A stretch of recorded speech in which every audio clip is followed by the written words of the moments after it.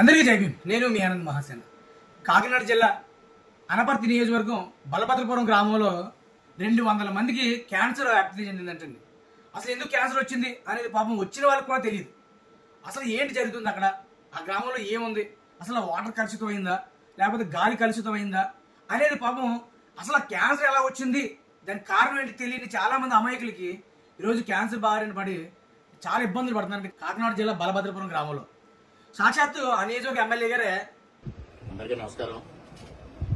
ఏదైతే తూర్పుగోదావరి జిల్లా కోరు మండలం బలభద్రపురం గ్రామంలో గత 2 సంవత్సరాలుగా పెద్ద ఎత్తున ప్రజలు క్యాన్సర్ బాధ పడుతున్నారనే విషయం వెలుగులోకి రావడం, అదేవిధంగా కిడ్నీ సంబంధిత సమస్యలతో కూడా ప్రజలు ఇబ్బంది పడుతున్నారనేది వెలుగులోకి వచ్చింది.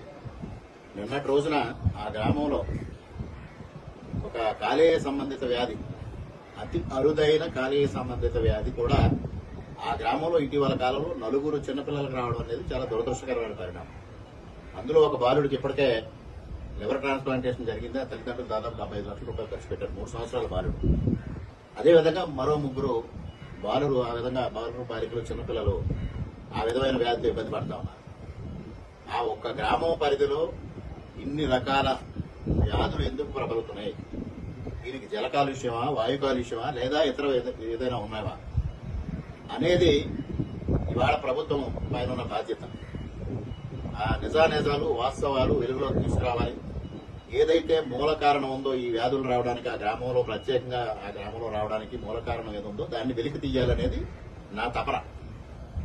ఏదైతే ఈ విషయం నా దృష్టికి వచ్చిన తర్వాత మన శాసనసభలో నేను ప్రస్తావించడం, ముఖ్యమంత్రి గారి కార్యాలయం స్పందించడం, ముఖ్యమంత్రి గారి కార్యాలయం ఆదేశాలతో ఇటు జిల్లా యంత్రాంగం కానీ, రాష్ట్ర వైద్య ఆరోగ్య శాఖ కానీ, అదేవిధంగా కాలుష్య నియంత్రణ మండలి కానీ ఈ విషయం పైన ప్రత్యేకమైన శ్రద్ధ వహించడం జరిగింది. ఇప్పటికే తూర్పుగోదావరి జిల్లా వైద్య ఆరోగ్య శాఖ అంతా ఈ రోజు మెడికల్ క్యాంప్ అక్కడ రన్ చేయడం జరుగుతోంది.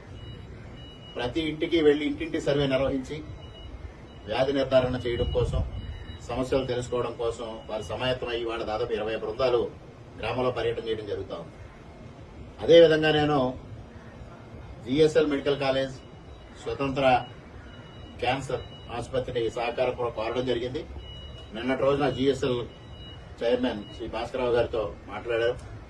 ఈ రోజు ఎవరైతే స్వతంత్ర క్యాన్సర్ ఇన్స్టిట్యూట్ హెడ్ ఉన్నారో డాక్టర్ తరుణ్ గారు కూడా ఈ రోజు ఉదయం నాతో మాట్లాడారు. ఈ రోజు ప్రభుత్వానికి కూడా వారు 3 ఆంకాలజిస్టులను సపోర్ట్ చేయడం జరిగింది.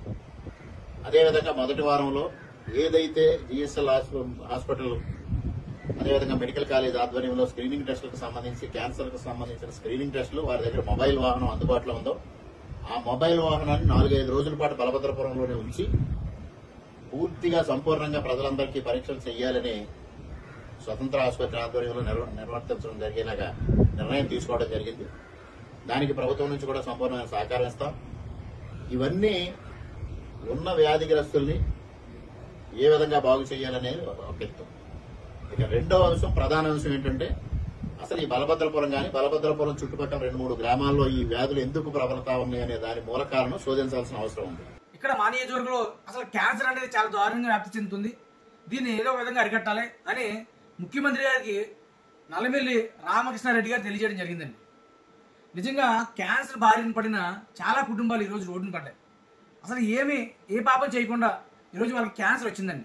ఎందుకంటే తెలుసా, అక్కడున్న ఫ్యాక్టరీల వల్ల, ఆ ఫ్యాక్టరీల వల్ల నీరు కలుషితం అయిపోయి, గాలి కలుషితం అయిపోయి ఆ చుట్టుపక్కల గ్రామాల్లో ఉన్న చాలా మంది ప్రజలకి క్యాన్సర్ వ్యాప్తి చెంది ఈరోజు చాలా కుటుంబాలు అన్యాయం అయిపోతున్నాయండి.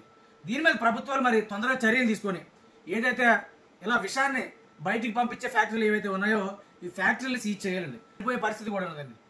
దయచేసి ప్రభుత్వాలు తొందరగా దీని మీద స్పందించి ఏవైతే ఆ ఫ్యాక్టరీలు గుర్తించి ఆ ఫ్యాక్టరీలు సీజ్ చేసి ఆ చుట్టుపక్కల గ్రామాల ప్రజలకు న్యాయం చేయాలని, ఎవరైతే క్యాన్సర్ బారిన పడిన ప్రజలకి ప్రభుత్వం తరఫున ఆర్థిక సహాయం చేసి ఆ కుటుంబాలను ఆదుకోవాలని మరీ తెలియజేసుకుంటున్నానండి.